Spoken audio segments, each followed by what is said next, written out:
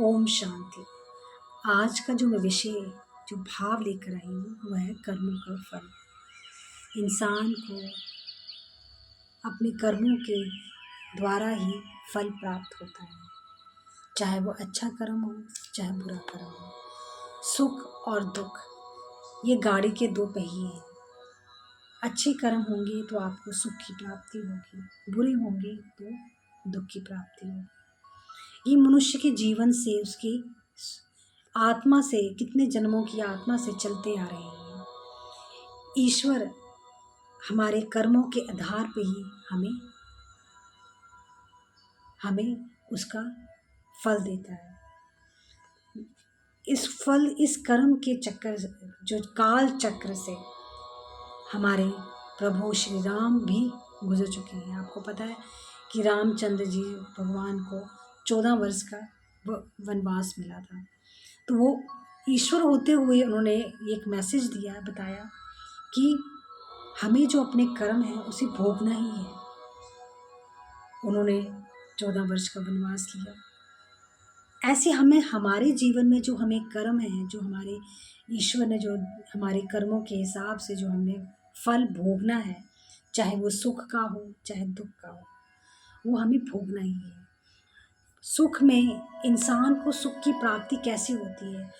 ईश्वर को सुख की प्राप्ति सिर्फ संतुष्टि से हो सकती है। आपको जीवन में संतोष होगा, संतोष का भाव होगा, तो आप अपने जीवन में हमेशा खुश रहेंगे।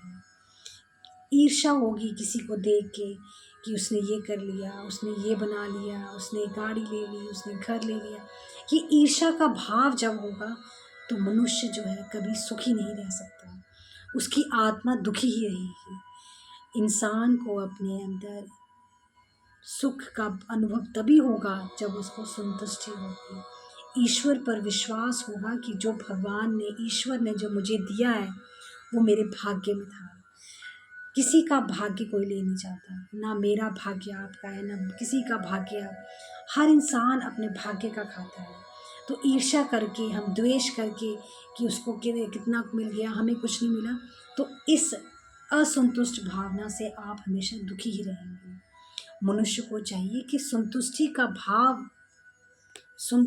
भाव अपने पर रखे, वही इंसान सुखी रह सकता है। ईश्वर को सुखी तभी हो सकता है, ईश्वर उसी से प्रसन्न होता है कि इसको संतुष्टि है, इसके भाव में जितना मैंने उसको दिया है वो खुश है, कि ईश्वर की सृष्टि है, ईश्वर का धन्यवाद है। हमें थैंकफुल गॉड का, हमेशा हमें ईश्वर का धन्यवाद करना चाहिए कि ईश्वर ने हमें इतना दिया।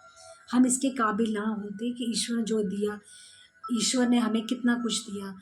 हमेशा थैंकफुल होना चाहिए कि भगवान का धन्यवाद करते रहना चाहिए कि ईश्वर ने, ऐसे बहुत से लोग हैं जिनको खाने को नहीं मिल रहा है, जिनको पहनने को नहीं मिल रहा है, जिनको रहने का नहीं है, तो ईश्वर का हमें हमेशा धन्यवाद करते रहना चाहिए कि हमें ईश्वर ने इतना कुछ दिया।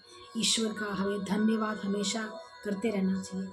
पर कुछ लोग होने के बाद भी ईश्वर को कमियाँ ही निकालते हैं। ईश्वर ने मुझे ये नहीं दिया, ईश्वर ने ये नहीं दिया, भगवान ने मेरा सुना नहीं। तो वो हमेशा हमारे भाग्य से ही मिला है। अगर हमें कोई चीज़ नहीं मिली है, वो हमारे भाग्य में नहीं थी। पिछले में हमारे कोई ऐसे कर्म थे जो चीज़ हमें नहीं मिल पा रही। तो अपने इस कर्म को मत खराब करिए। अपना ये कर्म तो ईश्वर में लगाइए, ईश्वर के ध्यान में लगाइए, ईश्वर की पूजा पाठ में लगाइए, जो आपके आगे के कर्म को तो अच्छा करेगा। ये समय तो बीत गया, अब आगे का समय तो अच्छा निकले, उसके लिए ईश्वर की जो लाइट है उसको पहुंचने के लिए, उसको अपनी, कि ईश्वर का आशीर्वाद, ईश्वर के पास रहें हम, उसके लिए हमें संतोष, दया, ममता, ये भाव अपने अंदर समेटने हैं। और इसी भाव से ही मनुष्य का जीवन, अगर ये भाव आप में आ जाए, दया का, क्षमा का, इस भाव से ही आप ईश्वर के प्रति उनके प्यारे होंगे। ईश्वर आपको प्रेम देगा कि ये मेरा भक्त है, इसको ना लालच नहीं है, कि इसको मोह माया से लालच नहीं है, आपने भक्ति में लीन है। और राधा कृष्ण, कृष्ण कृष्ण की लीला में, उनकी चांटिंग में, ईश्वर की चांटिंग में जितना आप ईश्वर का नाम लेते रहेंगे, आपके कार्य ईश्वर की से ये कार्य जो है ईश्वर ही कर रहा है। अब ये जो भी मैं कार्य कर रही हूँ ईश्वर की इच्छा से ही है। अगर हम बोल पा रहे हैं, हम कर पा रहे हैं, ईश्वर की इच्छा है। ईश्वर चाहता है कि हम करें। कल ईश्वर ना चाहेगा तो हम नहीं करेंगे। तो ईश्वर की इच्छा को ही अपनी इच्छा समझिए कि ईश्वर जो भी करता है हमारे अच्छे के लिए ही होता है।